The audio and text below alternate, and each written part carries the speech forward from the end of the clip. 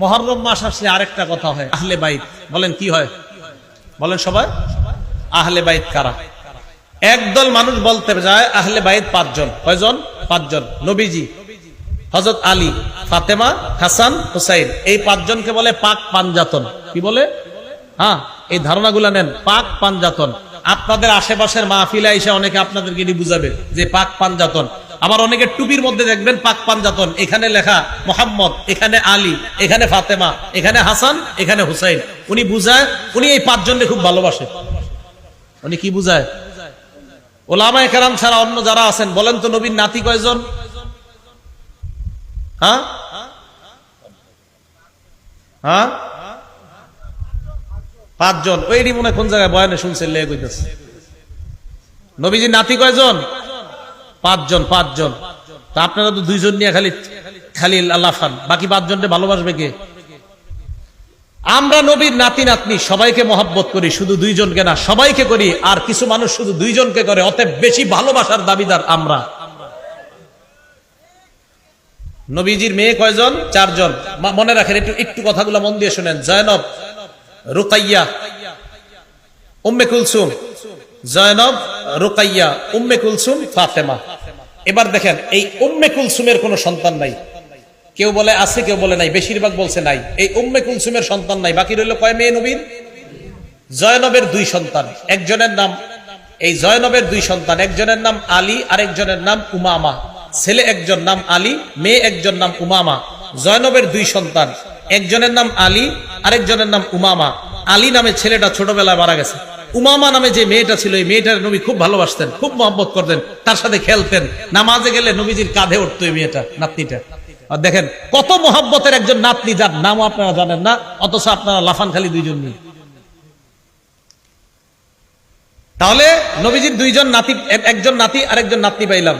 জয়নবের ঘরে দুইজন পেয়ে গেলাম, এক ছেলে এক মেয়ে। এবার আসেন রুকাইয়া। এই রুকাইয়ার ঘরে একজন ছেলে, নাম আব্দুল্লাহ। বলেন কি নাম? তাহলে মোট কয়জন হলো? তিনজন। ফাতেমা রাদিয়াল্লাহু তাআলা আনহার সন্তান আপনারা সারা জীবন জানেন দুইজন, জন্মের পর থেকে দুইজন। মনে হয় মায়ের পেটেও শূন্য আছেন যে হাসান আর হুসাইন। হযরত ফাতেমা রাদিয়াল্লাহু তাআলা আনহার সন্তান পাঁচজন। বলেন কয়জন? পাঁচজন। গণেন। হাসান, বলেন। হুসাইন, মুহসিন, জয়নব, উম্মে কুলসুম। হ্যাঁ, ওই দুই বোনের নামে নাম রাখছে, নিজেদের দুই মেয়ের নাম। হযরত ফাতেমা তার দুই বোনের নামে নিজের মেয়ের নাম রাখছে। তাহলে হযরত ফাতেমার পাঁচজন সন্তান, হাসান, হুসাইন, মুহসিন, জয়নব, উম্মে কুলসুম। জয়নবের দুই সন্তান, ওই নবীজির মেয়ে জয়নব, একজন ছেলে একজন মেয়ে, সাতজন। রুকাইয়ার এক সন্তান, এই হলো মোট আটজন। পাঁচজন নাতি, তিনজন নাতনি। আমরা নবীর নাতি নাতনি সবাইকে মহব্বত করি, শুধু দুইজনকে না।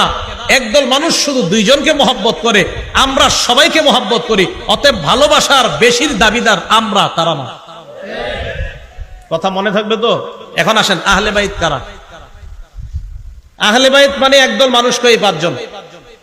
আহলে বাইত দ্বারা এক নাম্বার উদ্দেশ্য বিবি। বলেন এক নাম্বার উদ্দেশ্য কি? হ্যাঁ, তার মানে আহলে বাইত দ্বারা নবীর বিবির এক নাম্বার উদ্দেশ্য হবে। হুজুর আপনি কই লইব বিবি? উদ্দেশ্য দলিল দেন। দলিল মানে কোরআনের দলিল। কোন জায়গার দলিল? হ্যাঁ, কোরআনের। সূরা হুদ আয়াত নাম্বার 69 নাম্বার আয়াত থেকে 73 নাম্বার আয়াত। সূরা হুদ আয়াত নাম্বার 69 নাম্বার আয়াত থেকে 73 নাম্বার আয়াত। আল্লাহ কি বলে দেখেন, ওয়ালাকাদ জাআত রাসূলুনা ইব্রাহিমা বিল বুশরা ক্বালু সালামা। ইব্রাহিম নবীর কাছে আমার ফেরেশতারা আসলেন সুসংবাদ নিয়ে, এসে বললেন সালামা, সালাম। ক্বালা সালাম, ইব্রাহিম নবী জবাব দিলেন সালাম। এবার ইব্রাহিম নবী ফামা লাবিসা আন জাআ বিইজলিন হানিজ, দেরি না করে একটা বাছুর জবাই করে, ওই বাছুর, একটা বাছুর ভুনা করে, তাড়াতাড়ি ভুনা বাছুর তাদের সামনে নিয়ে আসছে মেহমান। ইব্রাহিম নবী ভাবলেন আমার বাসায় মেহমান আসছে, মেহমানদেরকে খাবার দেই। ভুনা বাছুর নিয়ে আসার পর সামনে দিলেন। ফালাম্মা রাআ আইদিয়াহুম লা তাসিলু ইলাইহি নাকিরাহুম, মেহমানদের দিকে তাকায় দেখে মেহমানদের হাত খাবারের দিকে যায় না। ফেরেশতারা কি খায়নি? তো ইব্রাহিম নবী তো জানেন এরা যে ফেরেশতা। ইব্রাহিম নবী যখন দেখলেন তাদের হাত খাবারের দিকে প্রসারিত হয় না, নাকিরাহুম, ব্যাপারটা ওনার কাছে অস্বাভাবিক মনে হয়। উনি সন্দিহান হয়ে পড়েন। ওয়া আওজাসা মিনহুম খিফা, মনে মনে উনি ভয় পায়। ফেরেশতারা ব্যাপারটা বুঝতে পারলেন, ইব্রাহিম নবীর দিকে তাকিয়ে বললেন ক্বালু লা তাখাফ, ভয় পাবেন না, ভয়ের কোনো কারণ নাই। ইন্না উরসিলনা ইলা কওমি লূত, আমরা মানুষ না, আমরা লূত নবীর জাতির কাছে প্রেরিত একদল ফেরেশতা, আল্লাহ আমাদেরকে পাঠাইছেন। পাশে দাঁড়িয়ে আছে ইব্রাহিম নবীর বিবি সারা, ওয়ামরাতুহু কাইমাতুন ফাদাহিকাত, সারা পাশ থেকে দাঁড়ায় হাসি দেয়, উনি হাসতেছে। সারার হাসি দেওয়া দেখা আল্লাহ বললেন ফাবাশশারনাহা বিইসহাক, আমি ওই বয়োবৃদ্ধা সারাকে তার একজন সন্তান হবে ইসহাক নামে, এই সন্তানের সুসংবাদ দিয়ে দিলাম। এই হাইসো না, তোমার সন্তান হবে। শুধু সন্তান না, ওয়া মিন ওয়ারাই ইসহাক ওয়া ইয়াকুব, এই ইসহাক যে সন্তানটা হবে, এই সন্তানের আবার সন্তান হবে, তার নাম হবে ইয়াকুব, আর ইয়াকুবের বিশাল বংশধর হবে। সুবহানাল্লাহ। এখন সারা এই কথা শুনে কয় আলিদু, আমি সন্তান প্রসব করব, ও আনা আজুজ, আমি বয়োবৃদ্ধা, ও হাদা বালি শাইখা, আর আমার স্বামীও বৃদ্ধ, আমি কিভাবে সন্তান প্রসব করব? ইন্না হাদা লা শাইউন আজীব, এটা তো আশ্চর্য বিষয়। ফেরেশতারা বললেন আতাজাবিনা মিন আমরিল্লাহ, তুমি আল্লাহর বিষয়ে আশ্চর্য হও? আল্লাহর বিষয়ে আবার আশ্চর্য হও নাকি? এরপরে কি কয় দেখেন, রহমাতুল্লাহ ওয়া বারাকাতুহু আলাইকুম আহলাল বাইত। সুবহানাল্লাহ। কি বলছে? আহলাল, বলেন কি বলছে? রহমাতুল্লাহি। ফেরেশতারা কার সাথে কথা বলতেছে? বলেন ইব্রাহিম নবীর বিবি। কার সাথে? ফেরেশতারা কার সাথে কথা বলতেছে? ইব্রাহিম নবীর বিবিকে বললেন রহমাতুল্লাহি ওয়া বারাকাতুহু আলাইকুম আহলাল বাইত, হে আহলে বাইত, তোমাদের উপর আল্লাহর দয়া, আল্লাহর বরকত তোমাদের উপর। আহলে বাইত বলে প্রথমে এক নম্বরে স্ত্রী উদ্দেশ্য আমি বলছিলাম, দলিল পেয়ে গেলাম। ইব্রাহিম নবীর বিবিকে ফেরেশতারা বললেন আহলে বাইত, তাহলে আহলে বাইত দ্বারা এক নাম্বার বিবি উদ্দেশ্য। আচ্ছা, বাতায়াবিতু, বাইতুন শব্দটা আসছে বাতায়াবিতু থেকে, ওলামারা আছেন বাতায়াবিতু মানে রাত্রি যাপন করা। একজন পুরুষ সাধারণত কার সাথে রাত্রি যাপন করে? এই তো বাতায়াবিতু থেকে বাইত, আহলে বাইত মানে ঘরওয়ালি, ঘরওয়ালি মানে বিবি। এগুলো এক নাম্বার দলিল। দলিল নাম্বার 2, সূরা আহজাব আয়াত নাম্বার 32-33 নাম্বার আয়াত। আল্লাহ বলেন ইয়া নিসা আন-নবী লাস্তুন্না কাআহাদিম মিনান নিসা, হে নবীর বিবিগণ, আপনারা অন্যান্য নবীর অন্যান্য মহিলাদের মতো না। ইনিত্তাকাইতুন্না, আমরা যদি আল্লাহকে ভয় পান, ফালা তাখদানা বিল কওল, নম্র ভাষায় কথা বলবেন না, কোমল ভাষায় কথা বলবেন না, মোহনীয় ভঙ্গিমায় কারো সাথে কথা বলবেন না। নবীর বিবিদেরকে আল্লাহ বলে ফায়াতমা আল্লাযী ফী কলবিহি মারাদ, যাদের অন্তরে বেদি আছে, তারা অন্তরের মধ্যে কুমন্ত্রণা করে বসতে পারে, খারাপ কল্পনা করতে পারে। আচ্ছা, নবীর বিবিরা কোমল ভাষায় কথা বললে একজন পুরুষের মনে খারাপ ধারণা জন্ম হতে পারে নবীর বিবিদের ক্ষেত্রে, তো বর্তমান জামানার নারীদের ক্ষেত্রে কি হবে?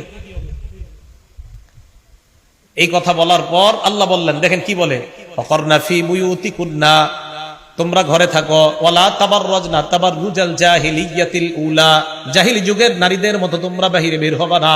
হ্যাঁ, শুনতেছেন তো? দেখেন কি কয়, বলেন তো আল্লাহ এই কথাগুলা কাদেরকে বলতেছে? নবীর।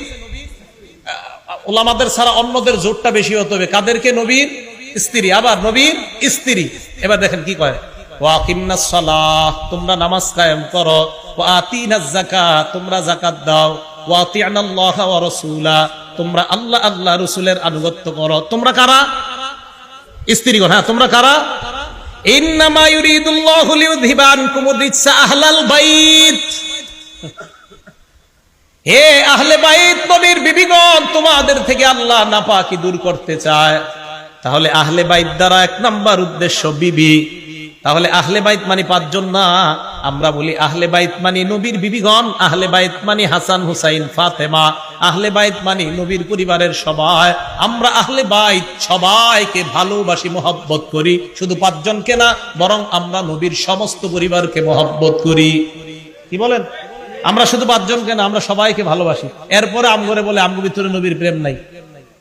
আপনি মাত্র 5 জনকে মহব্বত করলেন, আর আমি করলাম পুরো পরিবারের সকলকে, তা আপনি আমারে বললেন যে আপনার মধ্যে নবীর প্রেম নাই।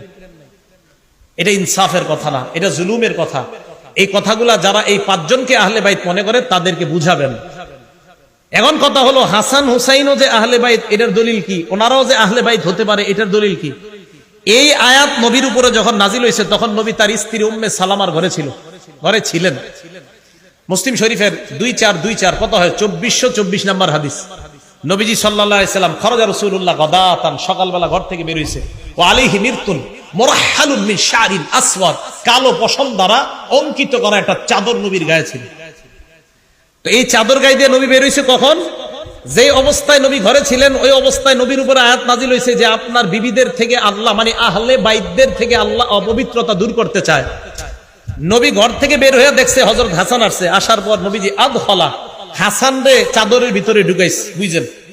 এরপরে হুসাইন আসছে, হুসাইনকেও ঢুকাইছে। সুম্মা জা আলী ফাদখালা, হযরত আলী আসছে, আলীকেও ঢুকাইছে। সুম্মা জাআত ফাতেমা, ফাতেমা আসছে রাদিয়াল্লাহু তাআলা আনহুম। এই ফাতেমা আসার পর আদখলাহা, তাকেও চাদরের ভিতরে ঢুকায় কয় এই শোনো আহলে বাইত, এই সন্তানরাও আহলে বাইত। তাহলে দেখছেন এই চাদরের ভিতরে কেন্দ্র করে কয় এই বাক পান চাদর না গো, বাকিগুলা আল্লাহ যে উদ্দেশ্যে আয়াত নাজিল করছে এটাই তো বললেন না। তাহলে আয়াত নাজিল করছে আহলে বাইত কেন্দ্র করে, প্রথম উদ্দেশ্য বিবিগণ। এরপরে নবী হাদিসের ব্যাখ্যায় বুঝাই দিয়েছে শুধু বিবিগণ না, আমার সন্তানগণ, আমার পরিবারের আরো যারা তারাও আহলে বাইত। বলেন আমরা আহলে বাইত শুধু 5 জনকে মহব্বত করি না, সব আহলে বাইতকে মহব্বত করি। হ্যাঁ, সব আহলে বাইতকে মহব্বত করি। আল্লাহ পাক রব্বুল আলামিন আমাদের সকলকে মুহররম মাসকে কেন্দ্র করে যেই সমস্ত কথাগুলো হয়, কারবালার ঘটনা আপনারা অনেক শুনেছেন হয়তো, তো এই জন্য যেই বিষয়গুলো সাধারণত আনা হয় এই বিষয়গুলো যেন আর না আনা হয়। শুধুমাত্র 5 জনকে মহব্বতের কথা যেন বলা না হয়, নবীর পুরো পরিবারকে যেন মহব্বতের কথা বলা হয়। হযরত হুসাইনকে কেন্দ্র করে অবশ্যই ইয়াজিদের ব্যাপারে, ইয়াজিদ যা যা করেছে অন্যায় করেছে অবশ্যই